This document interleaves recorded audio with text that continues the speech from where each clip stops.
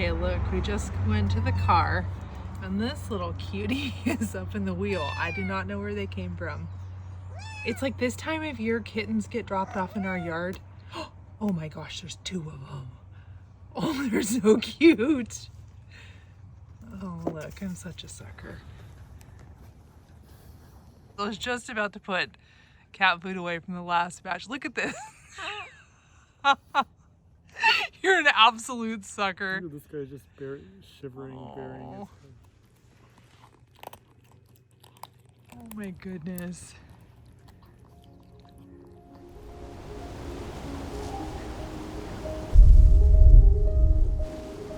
October does not linger. Wind and rain tear through the garden with increasing frequency, leaving the flowers battered and bent, fading fast. Frost is coming soon. I can feel it in the air. It just takes one cold night and the growing season could be over.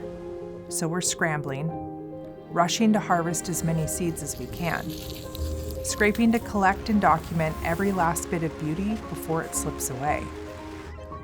Even as things unravel, the flowers are giving everything they have left. It almost seems like their colors are deeper and more saturated, like they're pouring everything they've got left into these final days. I feel an emptiness as they disappear, but I'm so grateful for the time that I shared with them.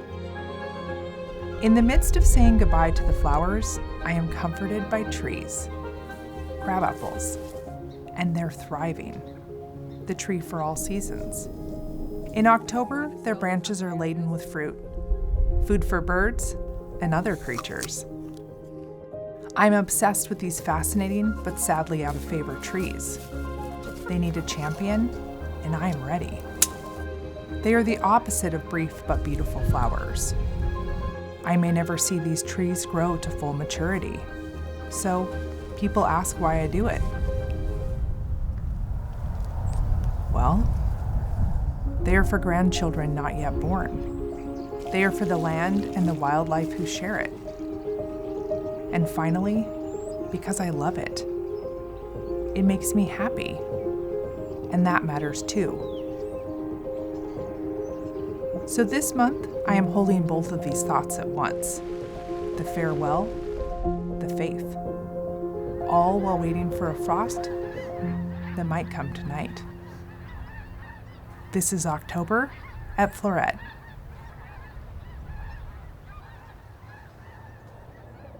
So, we're in October. Over the years, what has October meant to you? Or what have Octobers meant to you? You know, I think of all the months, there's the most unknown. Because October is usually the month where our season comes to an end. It's typically when we get our first frost. Some years you'll get a frost the 5th of October. In other years, it'll be at Halloween. You just don't know when it's going to happen. Just scrape for the last little bits of magic because this could be it. Oh, the snow geese are going overhead. So we can see them flying up over there. So there's this kind of a scramble at the end, kind of like this last surge before we cross the finish line to scrape as much beauty as you possibly can, document every last flower, bring in every last seed. It's really that kind of final push for the season because you just don't know when it's going to end. Hammer mill time.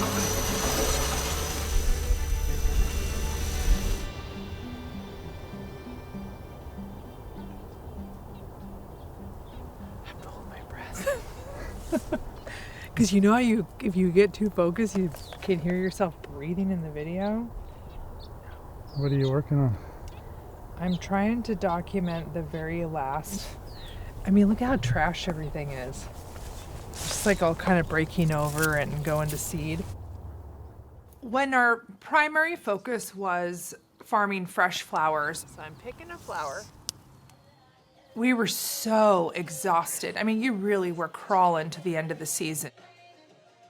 And while I was wanting frost to come because it meant we could finally go in and have dinner at a normal hour and be present with the kids and not be working all the time.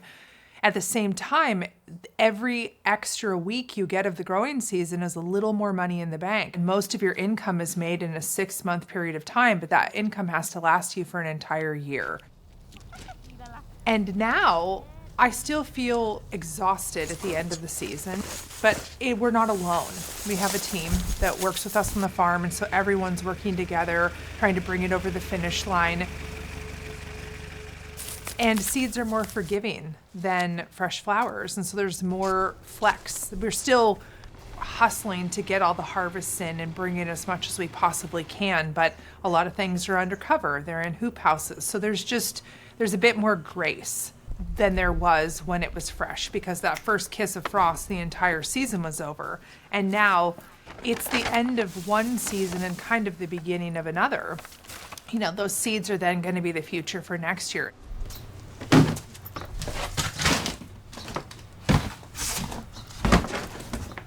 What is the trajectory of the weather that happens from the beginning of the month towards the end of the month? At the beginning of the month, there are still flowers on the plants, things are still green. We maybe have gotten a storm or two, those, late September storms where we get a lot of rain and wind, but as the month progresses, the weather just beats down the flowers. Everything's bruised and battered. Things start to rot and mold, and the farm, all that twinkle and sparkle, that last bit of beauty, likely will be gone by the end of the month. Kind of a sad month. It's like you're peeling off all the wallpaper, so then you're taking away all the decoration, and then you're just left with the golds and the greens, but all of the kaleidoscope, that rainbow all around you is gone. Speaking of storms, so a storm just came through, right? What was that like? What happened? I was out picking stuff for my weekly bouquet that I make for the Year in Flowers project, and I could feel the air kind of getting that, where the hairs on your arm raise up. I made it inside just in time, and then this huge storm moved through. First real storm of the season.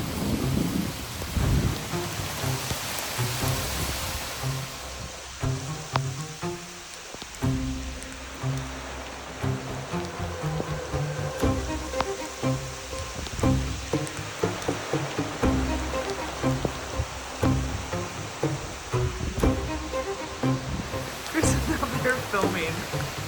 Watch, it's gonna be completely soaked. I'm so soaked. Man, you're out there for 2 seconds. I know. Yeah. It's coming down. Oh, look, it got pretty in here all of a sudden. And can you talk a little bit about the Year in Flowers project and your search, in this time of year specifically, what it's like to kind of go and try to gather that beauty or find that beauty? Chris is trying. There's this little break in the light, even though it's raining outside. So he's trying to capture this bouquet. And we're just gonna leave the mess because it's actually really pretty. So this year I recommitted myself to making an arrangement using only flowers from the garden every week of the year. What's funny is that in the early parts of spring or in the later parts of autumn, there are less flowers. It's harder to find. You have to go searching. It's supposed to be windy. This is gonna be, everything's gonna be bruised and start to rot. So, I don't know, just wanna make my last hurrah. Which is kind of sad. Isn't it always a little sad though? Yeah. I know it's not frost, so it's not final. That'll be soon, but... Do you feel like you didn't quite get enough time with these this year? Yeah, I felt like everything was so full, and I didn't get, to spend as much time as I wanted. I learned a ton, but I feel like I could have used a little more just quiet time. Oh my gosh, it has stripes. Actually, I prefer to make arrangements when I have to hunt for them rather than the abundance of midsummer. So I'm picking the things that are missing a petal or have bug-chewed leaves, or like I'm actually looking for this moment in time captured where things are starting to look tattered and give way and fall apart. The last good-looking zinnias, dahlia heads. Chris is shooting potential seed packet pictures. Yeah, it is the October scrape. I've really been enjoying, like I made my arrangement and then I made 2 more. Like I feel this extra, almost like sense of urgency to try to capture all of the beauty I possibly can, knowing it's going to be gone. And the less there is available, the more it makes me want it. All right, we're heading in. Mom's trying to hide. Heading in with arm loads. Chris has his bucket and all his camera gear. We got some beautiful stuff. I mean, it reminds me very much of the film that we made and released, I don't know, about a half a year ago or more, The Creative Practice. Yeah. Recommitting to that project this season and taking it all the way through on the weeks where I'm not feeling inspired, it helped me reconnect with myself and with nature. Feeling stressed and busy and hurried actually made me slow down and find more time. And when there is less abundance and less beauty, I actually have to work harder to find it, but I appreciate it more. So yeah, if you wanna watch a really beautiful piece and learn more about the project, you definitely go watch The Creative Practice, because we just really like summed it up in a beautiful little package. Going through the fields, marking a few beds that we want to keep. It's just crazy. Standing here thinking about how it's already the end of the season and we're already taking out these beautiful plants. It always comes so fast. Yeah, so what is the team focused on right now? So this month is really a continuation of last month. It's just seed harvest, just bringing in so much seed. So the field crops are just about done.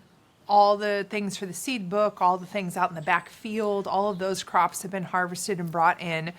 And outside, kind of the last holdout are the dahlia seeds. So every week the ladies are moving through the dahlia patch, bringing those in, filling tables full, stirring them, bringing them in to dry. I mean, it's like a big old thing where there's so many dahlia seeds. And then zinnia harvest, just buggy loads of zinnia seeds coming in from the breeding. So that really is the big focus. You were just going back through something. I was just going over, so I have my list of dahlias that I'm gonna keep, and then the ones that didn't make the cut, like I don't want to continue on. But so Rosario went through, took my list, and she flagged everything that aren't keepers. And some of them I'm like, yeah, that's fine. I mean, it's pretty, but it's not amazing. But then these other ones, look at these. It makes me question myself. Like I had her flag this one, saying it was not a keeper. Are you kidding me? I might name this one after Rob. Because it's yellow, you could call it Finch. Wouldn't that be great? That is good. It just comes into its own at the very end of the season. I love this one. Isn't that beautiful? Yeah, that is beautiful. Does that seem like Rob? Kind of does. Wonder how Rob would actually feel about having a dahlia named after him. I don't know. What if that was called Finch? I think that would be awesome. I think that would be awesome. Maybe that's mean, but my gosh, look. No, it's a pretty sweet dahlia. But so these are ones that I know they cover cropped. Yeah, I mean now this is all that this block of crops for the seed book is gone. Yep.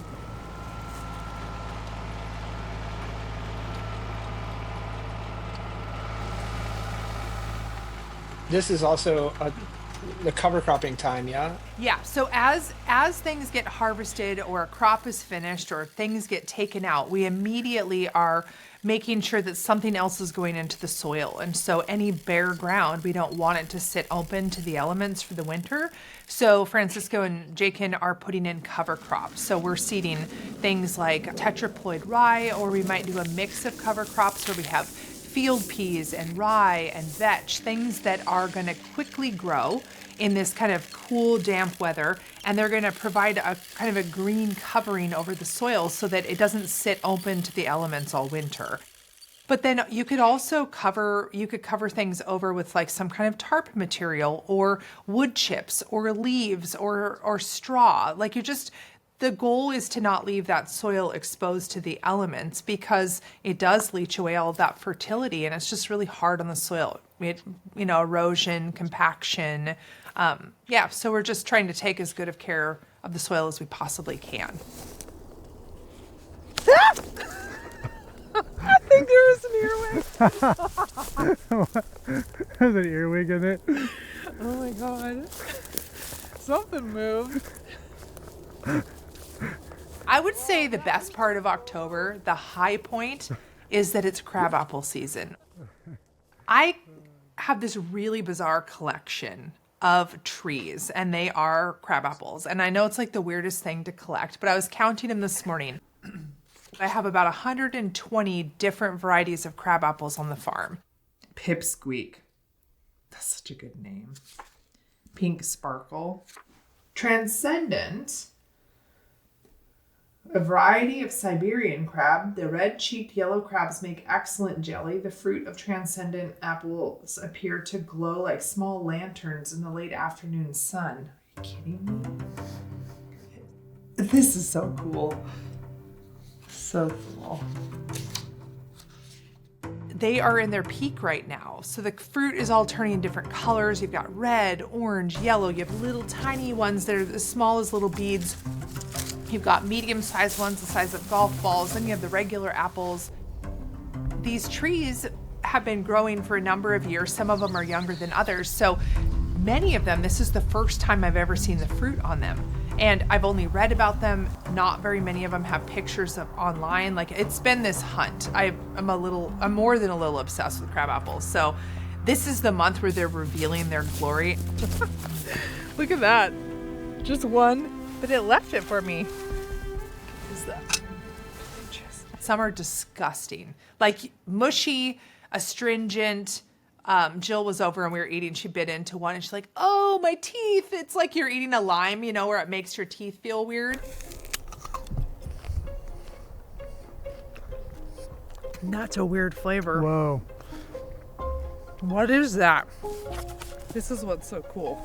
So you've got apples that are this tiny.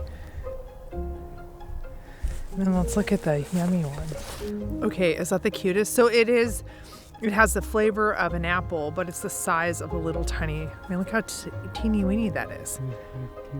Okay, let's hear your first reaction. Ooh, that's good. That was good. Got some kick to it. Sorry. Try this one. I'm getting full. No.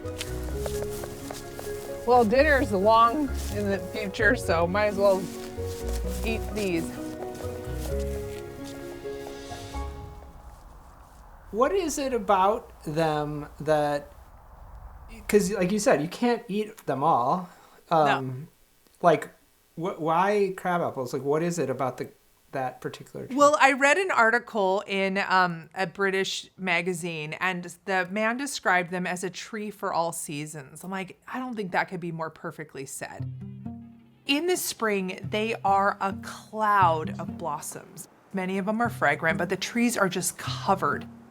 And if you stand next to them, you hear all of the bees just going absolutely crazy.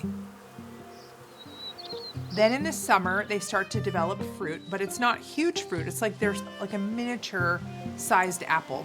So the trees are just super beautiful, covered in all these different textural fruit. And then in the autumn, the leaves will change color, but then also the fruit starts to change color. So you've got the reds, the oranges, the yellows, some are green, some are multicolor, and they're all different shapes and sizes. And then in the winter, many of them will hold on to their fruit. They don't let go right away, and they will freeze and thaw, and the snow will land on them, and they have these beautiful skeletons in the landscape, but they also almost look like they're decorated with like ornaments in the winter, and it provides a food source for the birds. So the blossoms are for the pollinators, the fruit are for the birds. Some of them are edible, some of them are really great adding to cider, like both, hard cider and fresh. They're just something about them. I am so obsessed with them. Like, I don't know what it is. I'm just like kind of crazy about them. Like, I love them. Everything about, they're beautiful in every season. They're very low maintenance. They typically don't get any disease. Some of them have smaller sizes. Some of them are huge. There's just so many great things about them.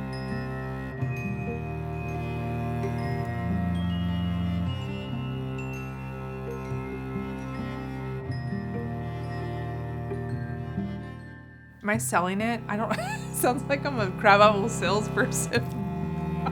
You know what? If I could sell so many Crabapples. My enthusiasm alone. What about the argument that the crabapples will fall off and make a mess? Oh man, I don't understand that, but I know that in the city, a lot of people complain about that. And so a lot of breeding went towards producing sterile trees. So you'll have like plum trees, like the thundercloud plum. It's a very popular tree, has dark purple leaves, beautiful pink flowers, and it doesn't make any fruit. There are lots of crabapples that are also sterile, so they have the really beautiful blossoms. They never make fruit because so many people complained about them falling onto the sidewalk, and then you step on them, they stain the concrete, they make a mess. But that mess is food for wildlife.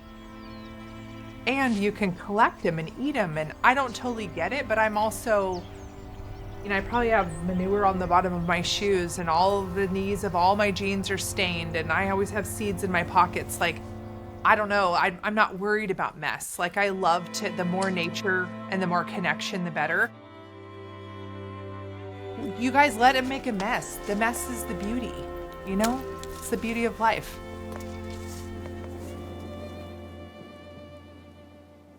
Smells like candy. Yes, this is called Puget Spice. And it was bred by WSU. I think to be like a really good pollinator, but maybe also for cider. Okay. I'm just collecting everything that there is to collect, but definitely focusing on heirloom varieties, the rare and obscure ones, the ones that just aren't on the market, like they don't have a trademarked name, that kind of thing. Mm-hmm. And why do you feel that those particular ones, those more rare or harder to find ones, are important to collect?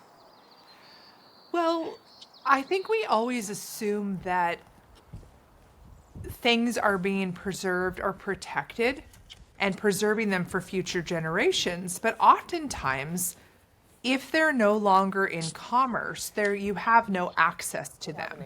Is this really the home stretch? Truly it. What? No. It's the last to order. And I have a few in pots in the nursery, like 5. I'm trying to collect them in case they aren't somewhere else. It's just insurance for future generations that they still exist. I mean, I'm kind of doing that with a lot of things I'm finding.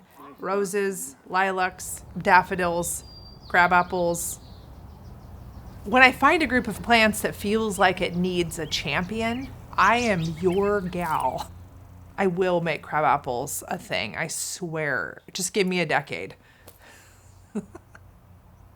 Correct me if I'm wrong, but some of the trees, the crabapple trees that you're collecting, are from this Albert Etter collection. Is that correct?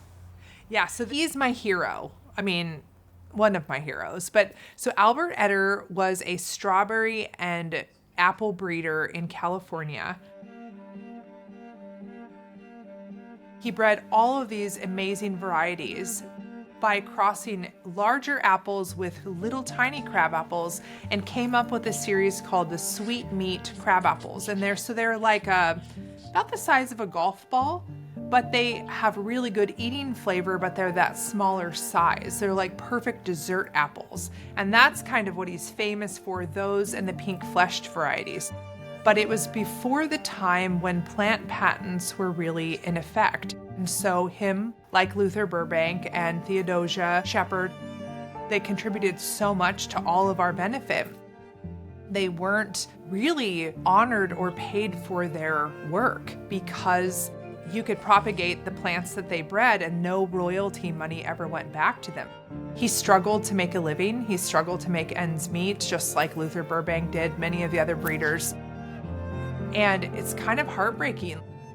His orchard went into ruin, like the cows, all these cows that were in his field knocked over the trees and they lost their labels, and many of them kind of disappeared and it became this overgrown jungle.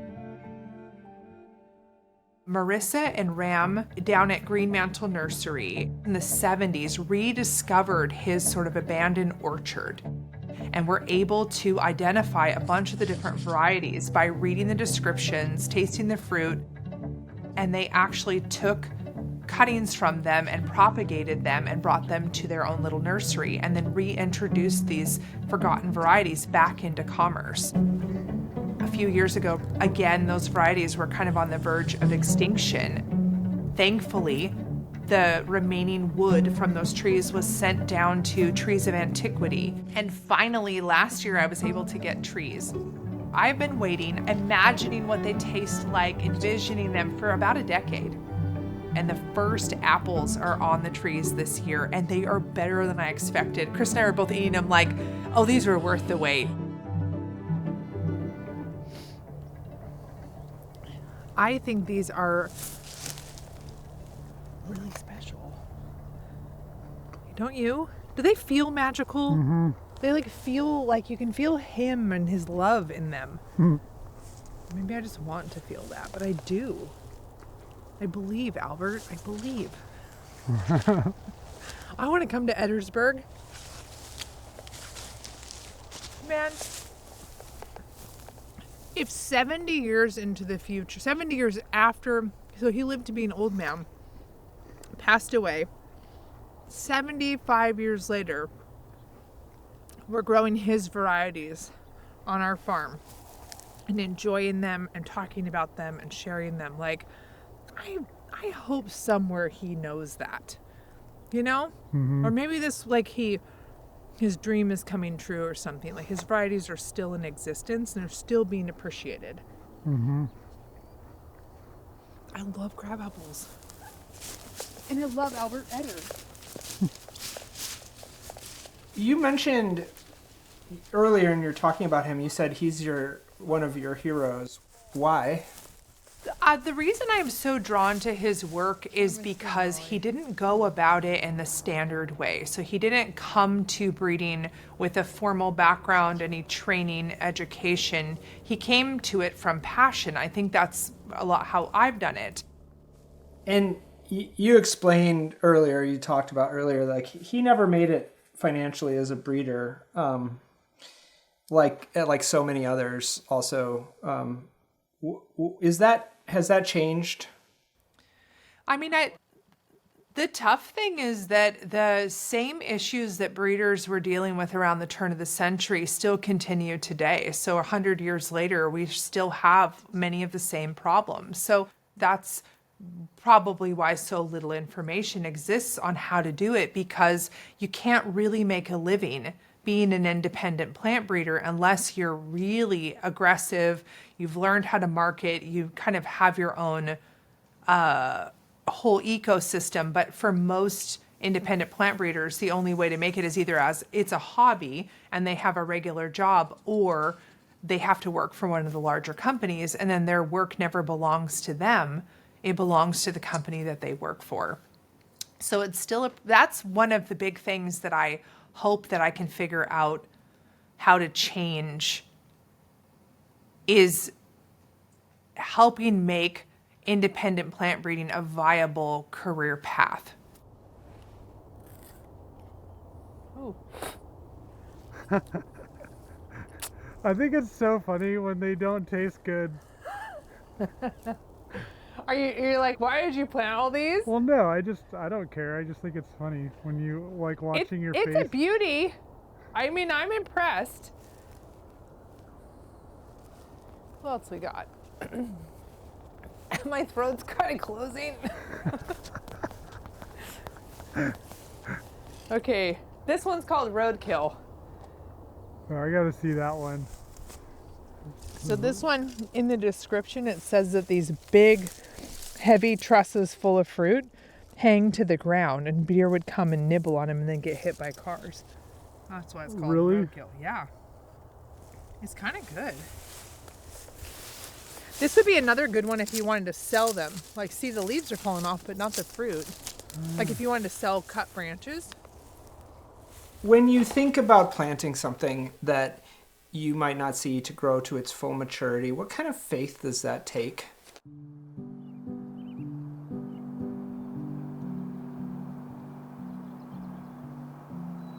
These different collections of plants, I'm bringing them here, and many of them will outlive us. And I love that. I love thinking about that. It's also sad, but it's beautiful. This guy doesn't look like much. I was waiting for like the big reveal, but that's it. Just give it a chance. Yeah, it'll be big in no time. When we were planting the trees, I kept picturing sitting under these trees with little children like our grandkids as the trees got older and larger in the spring, like planting for that future. I get the benefit of having my hands in the dirt and collecting and bringing these trees. I've had so much joy in the process. I've been so blessed by those who had the faith to plant and invested in a place that went beyond them. I want to try to almost like plant those seeds for the future, plant those trees, put those things into the world, those ideas, share that information, give as much as I've gained. I love any time I have the opportunity to do something that would go beyond me. I don't think there's anything more rewarding than that, really.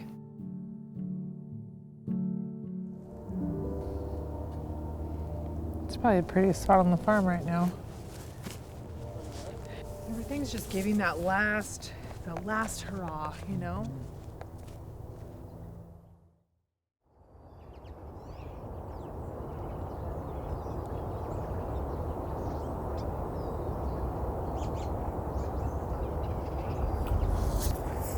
So we actually had our first hard frost. Look at this. The dahlias are frozen solid. So I would say officially happy Frostmas. This is the end of the growing season. I don't know why I'm smiling because I am sad. Look at that. They're just crunchy little ice cubes. But there's a relief in it. I have been scrambling. We have both been scrambling trying to get everything done, all the photos taken, all the documentation. And this is just that kind of hard stop. Nature says, game over, guys.